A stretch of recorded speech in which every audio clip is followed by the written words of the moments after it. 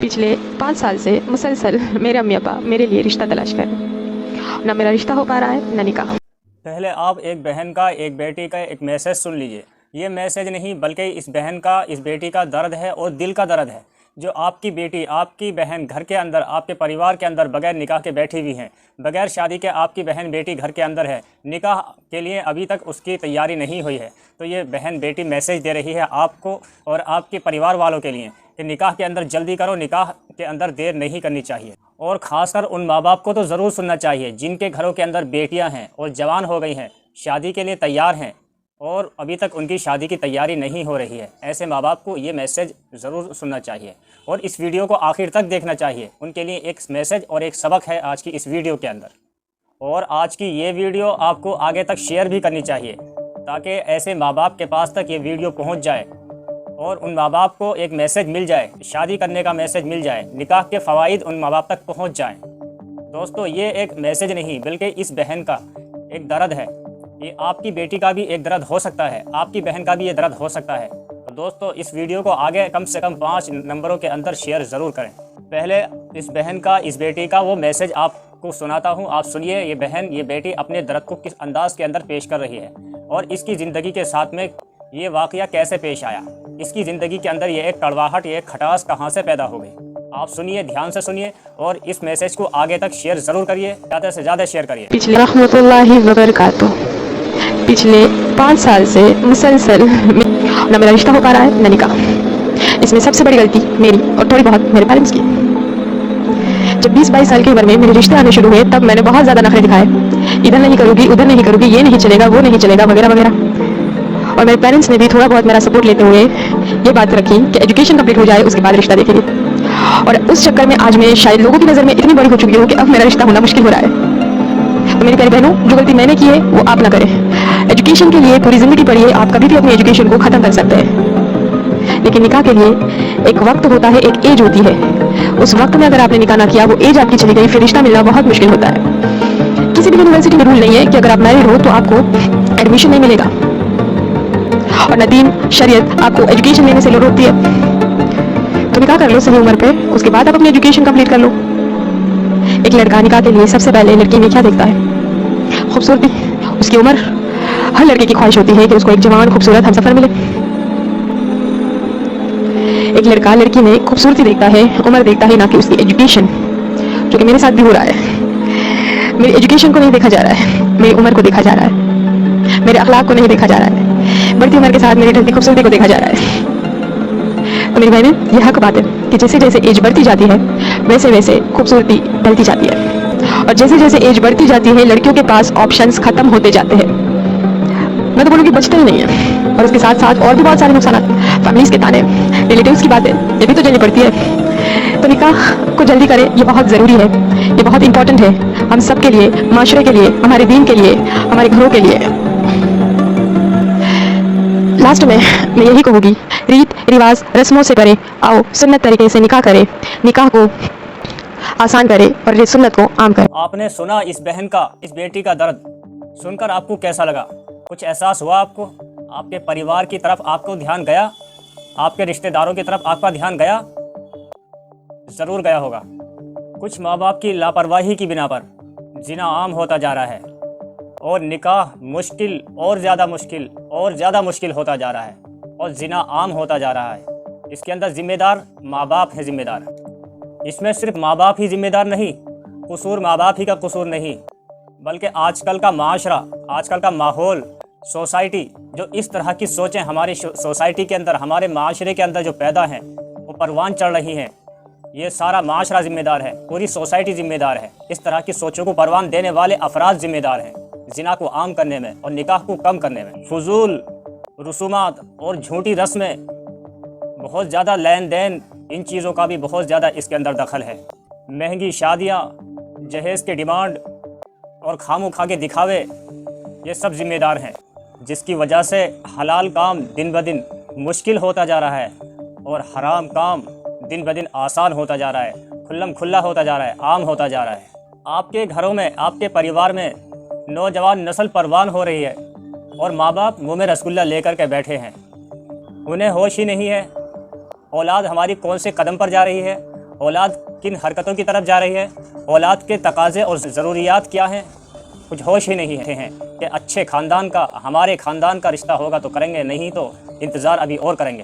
بلکہ کئی ماں باپ تو اولاد کو شادی کے لیے کچھ اس طرح بلیک میل کرتے ہیں کہ پہلے ہماری اولاد اچھی نوکری، اچھا بینک بیلنس بنا کر کے دے اور اچھی کمائی کر کے دکھائے، اس کے بعد میں اس کی شادی کریں گے، اس کا نکاح کریں گے، اس کے بعد میں اس کا رشتہ کریں گے۔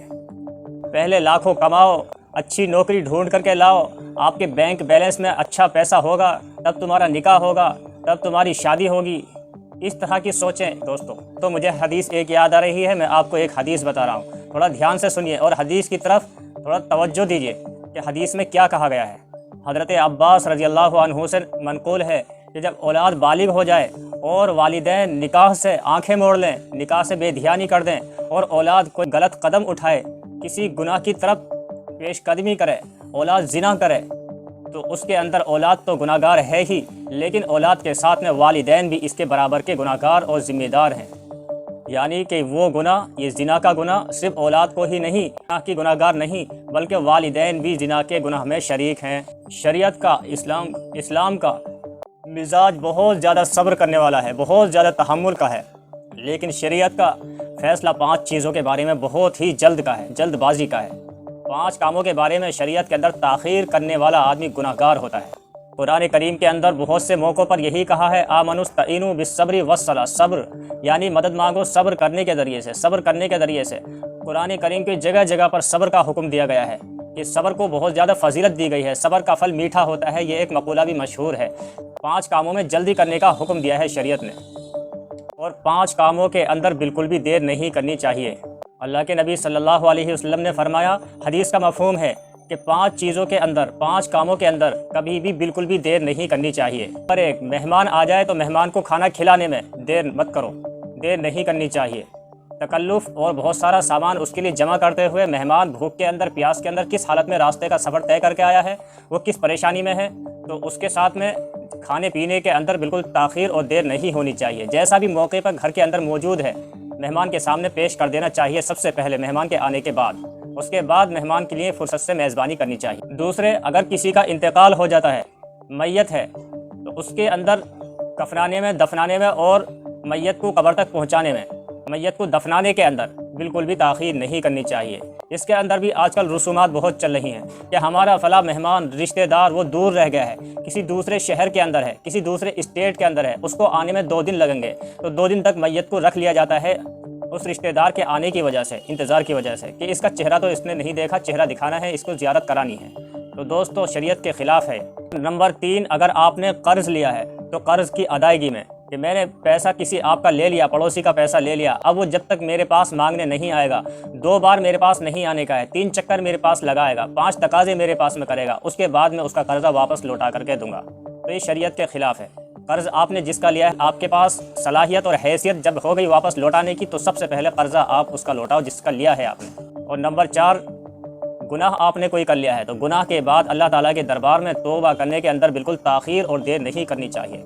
گناہ کے فوراً بعد اللہ تعالیٰ سے معافی مانگنی چاہیے کہ دوبارہ سے ایسا گناہ، کوئی بھی گناہ میں نہیں کروں گا۔ گناہ کے اندر بھی تاخیر نہیں ہونی چاہیے۔ ایک چھوٹے سے گناہ کی چھوٹی سی تاخیر کی مثال دے دوں آپ کو، کہ ہم وضو کر کے مسجد کے اندر کریم کی تلاوت کرنے کے لیے بیٹھتے ہیں، قرآن کریم کی تلاوت کے بیچ میں سجدہ آتا ہے جس کو کہتے ہیں سجدہ تلاوت۔ سجدے کی آیت کو آپ نے تلاوت کر لیا، آپ تلاوت کر کے آگے دوسری آیت کو پڑھتے ہوئے آگے بڑھ گئے اور آپ نے پارہ مکمل کر لیا، اس کے بعد میں آپ دوسرے کاموں کے اندر لگ گئے۔ سجدہ تلاوت کا مطلب ہوتا ہے کہ جس وقت میں آپ نے سجدہ تلاوت کی آیت کو تلاوت کی ہے، اس وقت میں آپ کو سجدہ اسی جگہ کرنا ہے۔ اسی جگہ سے مطلب میرا یہ نہیں ہے کہ کوئی غلط جگہ ہے اور آپ حافظ ہیں، آپ تلاوت کر رہے ہیں تو آپ کو غلط جگہ پر، مطلب ہے کہ آپ کو جلدی جگہ تلاش کرنی ہے، آیت کے حساب سے جب آپ نے تلاوت کی ہے اسی وقت میں آپ کو لوکیشن اچھی دیکھ کر آپ کو سجدہ ادا کر لینا ہے، تاخیر نہیں کرنی ہے اپنی طرف سے کہ میں دوسری نماز کے ساتھ میں اس کا سجدہ ادا کر لوں۔ نکاح کی عمر ہو جائے تو نکاح کے اندر ہرگز دیر نہیں کرنا، تاخیر نہیں کرنا کہ پہلے اچھے کنبے کا، اچھے خاندان کا لڑکا ملے گا یا پہلے ہماری برادری کی لڑکی ملے گی، اس کے بعد میں ہم کو جو ہے آگے اچھے گھرانے سے رشتہ تلاش کرنا ہے۔ ہرگز یہ غلطی نہیں کرنا۔ شریعت کے اندر ان چیزوں کو فضیلت نہیں ملی ہے، شریعت کے اندر ان چیزوں کا کوئی وجود نہیں ہے۔ آج ہمارے خواہشات اور ہمارے مطالبات اس قدر بڑھ گئے ہیں کہ ہم کسی بھی لیول پر کسی بھی حد میں کہیں بھی سمجھوتا کرنے کے لیے تیار ہی نہیں ہیں۔ اپنی سوچوں کو پیچھے ہٹانے کے لیے، اپنی سوچوں میں جھانکنے کے لیے، اپنے نقصانات جو ہماری سوچوں سے ہو رہے ہیں ان کی طرف جھانکنے کے لیے بالکل تیار نہیں ہیں۔ میں یہ صرف لڑکی کے لیے نہیں یا خاص لڑکے کے لیے نہیں، دونوں کا مسئلہ یہی ہے، چاہے لڑکے کا مسئلہ ہو یا لڑکی کا مسئلہ ہو، دونوں طرف سے ایک دوسرے کے سامنے اپوزٹ بن کر کھڑے ہیں کہ پہلے ہمیں جہیز کے اندر اتنا سامان چاہیے کہ جو ہمارے گھر کے اندر بھی نہیں وجود میں ہے، اس سے زیادہ جہیز چاہیے۔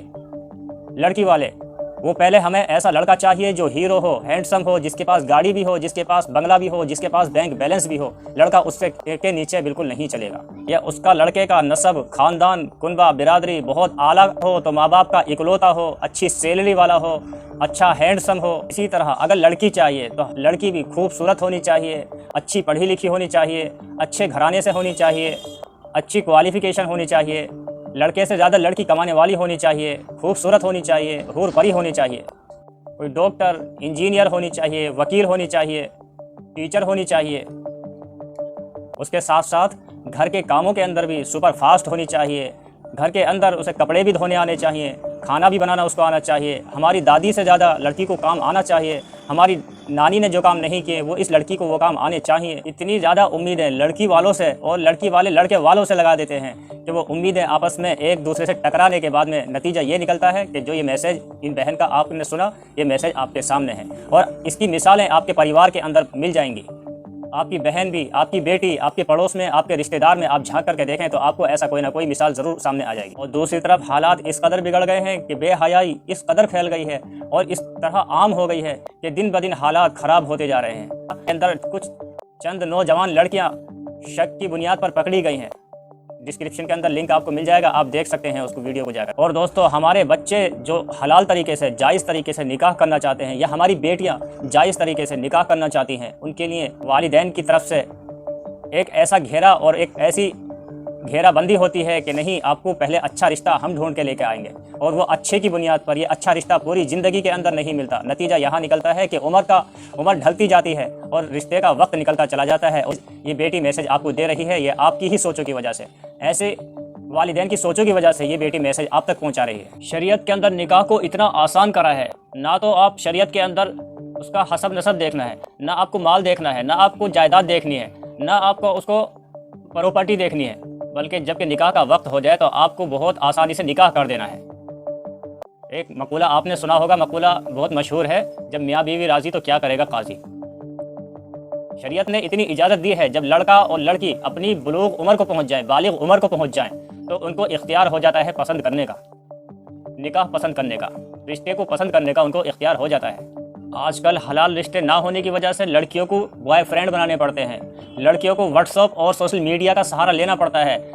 حلال رشتے نہ ملنے کی وجہ سے لڑکوں کو گرل فرینڈ بنانی پڑتی ہیں، لڑکوں کو سوشل میڈیا کا سہارا لینا پڑتا ہے، اور ذمہ دار ہم اپنی اولاد کو، اپنی نسل کو بتاتے ہیں کہ ہماری نسل بگڑ رہی ہے، نئی جنریشن ہماری غلط راستے پر جا رہی ہے، نئی جنریشن ہماری سمجھ نہیں رہی ہے۔ حالانکہ اس بات کے لیے نہ تو ہمارا دین اجازت دیتا ہے، نہ ہمارا مذہب اجازت دیتا ہے۔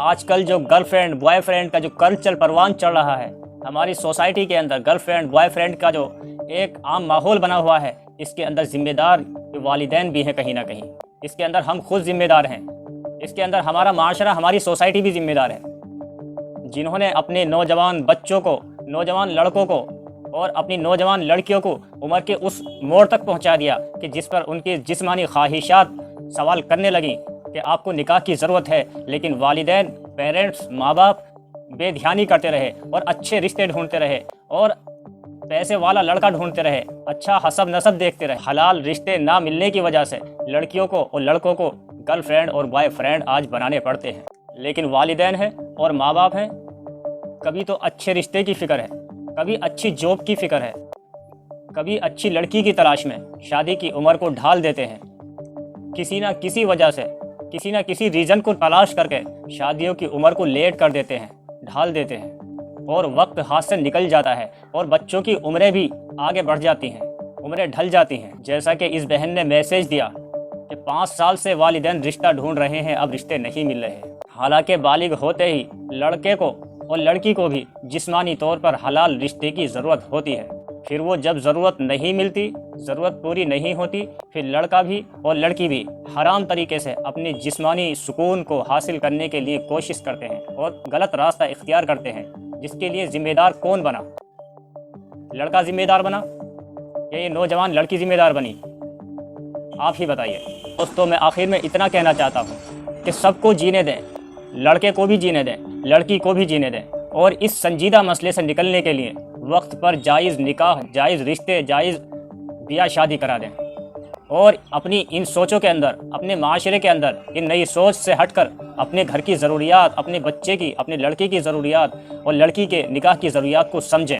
تو آپ کی اپنی کیا رائے ہے کامنٹ سیکشن میں لکھنا نہ بھولیں، اور اگر آپ چینل پر نئے ہیں تو چینل کو سبسکرائب کر بیل آئیکن ضرور دبا دیں۔